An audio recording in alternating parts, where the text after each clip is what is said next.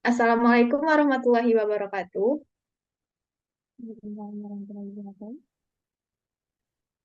Di sini kami dari kelompok 5 akan mengerjakan proyek tugas mata kuliah geometri analitik bidang dengan saya sendiri, Nadira Hayatun Nufus, dengan NIM A1C223013 selaku moderator dan teman-teman saya. Saya Salsabila Aprilia Utami dengan NIM 031.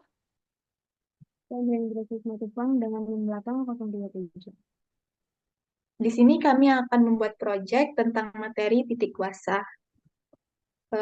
Ringkasannya, kami dari kelompok 5 membuat titik kuasa. Menghitung titik kuasa dapat dilakukan dengan menggunakan persamaan K sama dengan X1 kuadrat ditambah Y1 kuadrat ditambah AX1 ditambah BX1 dan ditambah C. Titik kuasa di mana titik kuasa sendiri memiliki kedudukan antar lingkaran atau lebih dari dua lingkaran. Titik kuasa merupakan titik yang terletak pada dua garis kuasa dan memiliki kuasa yang sama terhadap kedua lingkaran. Titik kuasa dapat dilukis dengan cara yang pertama kita dapat menentukan persamaan lingkaran 1, lingkaran 2, dan lingkaran 3. Selanjutnya, dari ketiga lingkaran tersebut akan didapatkan dua garis kuasa. Dari kedua garis kuasa yang saling berpotongan, maka didapatkanlah titik kuasa. Tujuan dari dibuatnya titik kuasa adalah untuk menunjukkan apakah titik tersebut berada di luar, pada, atau di dalam lingkaran. Jika K besar dari 0, titik berada di luar lingkaran. Jika K sama dengan 0, titik berada pada lingkaran. Dan jika K kecil dari 0, titik terletak di dalam lingkaran. Selanjutnya, materi akan dijelaskan oleh Indriani. Kepada Indriani, kami persilakan.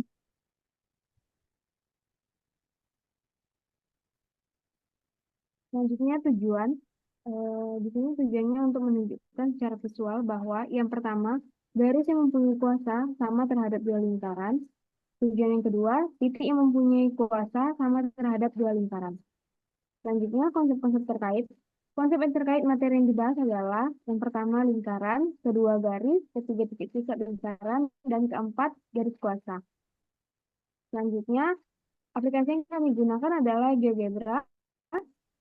Kemudian, langkah-langkah pembuatan yang pertama, buatlah slider untuk A1. Kita misalkan panjang minimumnya negatif 10, panjang maksimumnya 10, dan kenaikannya 1. Buatlah slider untuk B1. Kita misalkan panjang minimumnya negatif 10, panjang maksimumnya 10, dan kenaikannya 1.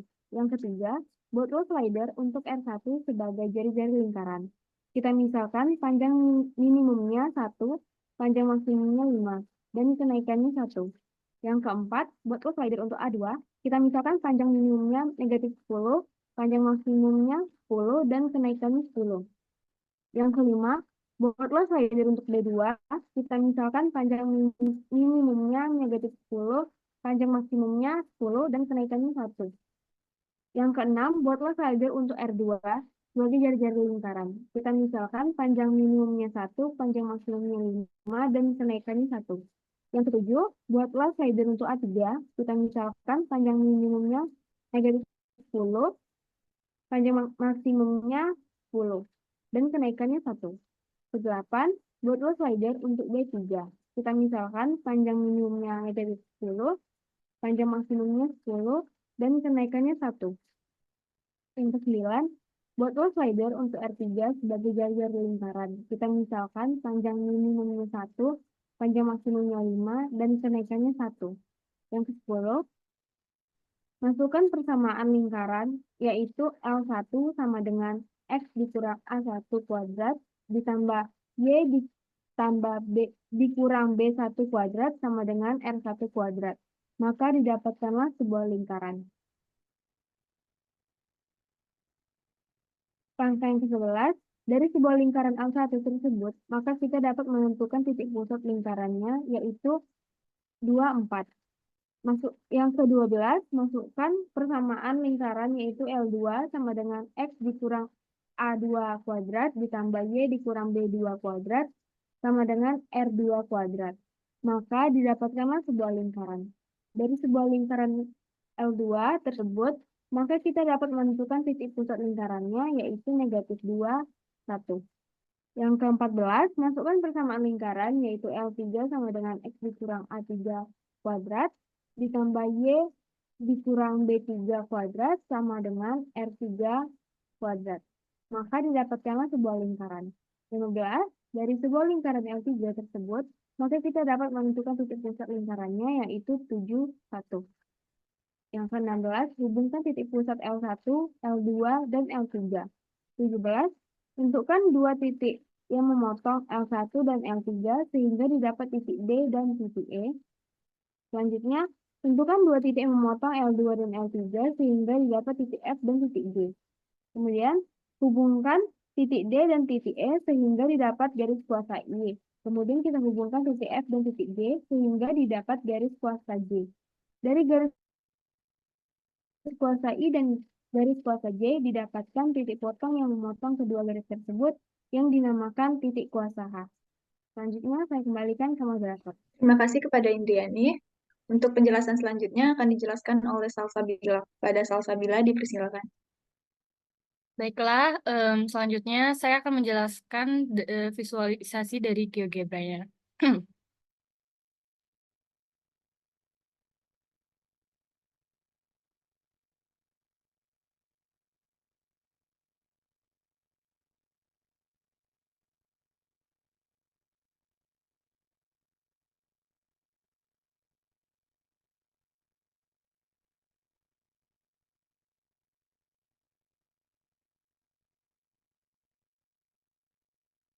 Nah, dapat kita lihat di sini kami sudah membuat visualisasi dari titik kuasa yang kami buat. Di sini terdapat slider-slider yang sudah disebutkan oleh Indriani tadi. Ini slider B1, A1, R1, A2, B2, R2, A3, B3, dan E3. Dan terus kami masukkan rumus sehingga mendapatkan rumus yang X1 dikurang A1 kuadrat ditambah Y dikurang B1 kuadrat sama dengan R1 kuadrat. Didapatkanlah lingkaran 1 yang ini. Lalu sama halnya dengan lingkaran L2 dan L3. Nah, dari lingkaran yang sudah didapatkan, kita bisa menentukan titik pusatnya. Titik pusat L1 yang diberi nama B, lalu titik pusat lingkaran 2, titik pusat A, dan titik pusat lingkaran 3 yang diberi nama C. Nah, setelah lingkarannya didapatkan semua, kita hubungkan titik A, B, dan C sehingga terdapat garis penghubung. Lalu dari ketiga lingkaran ini kita bisa mendapatkan titik potong dari kedua lingkaran seperti titik potong D dan titik potong E, lalu titik potong G dan titik potong F. Lalu didapatkanlah dari titik potong tersebut didapatkanlah garis I dan garis J. Lalu dari kedua garis, maaf.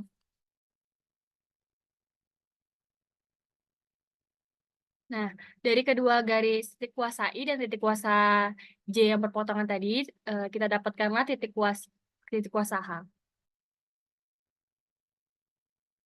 Saya kembalikan ke moderator. Terima kasih kepada Salsabila.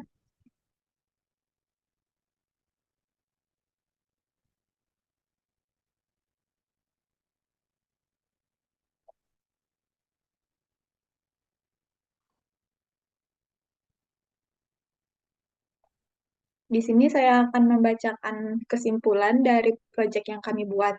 Setelah mendapatkan titik kuasa pada GeoGebra, maka dapat kita simpulkan bahwa titik kuasa yang didapat K besar dari 0, maka titik berada di luar lingkaran. Ini menunjukkan bahwa jika titik ke pusat lingkaran lebih besar daripada jari-jari lingkaran.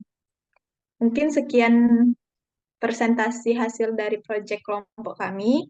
Apabila ada kesalahan dalam pembacaan atau penyebutan, mohon dimaafkan. Kami akhiri dengan wassalamualaikum warahmatullahi wabarakatuh.